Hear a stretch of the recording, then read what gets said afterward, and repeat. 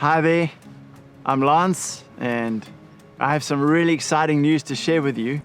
Sue and I have been living in Malawi for the last 3 years, and we have been ministering within the 412 partnering churches, training and equipping leaders and helping them to transition to be more like the kind of church we see in the New Testament.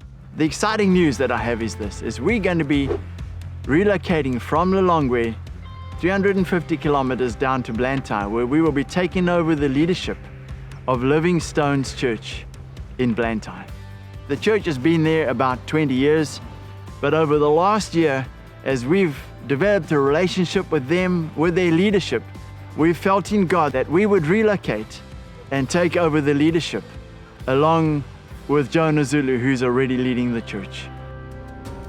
And for this is a very exciting development, both for us, for Livingstones, and for 412. Our desire is to see a healthy base church in the nation of Malawi, out of which we could train, equip, and model that which we see as New Testament authentic Christianity.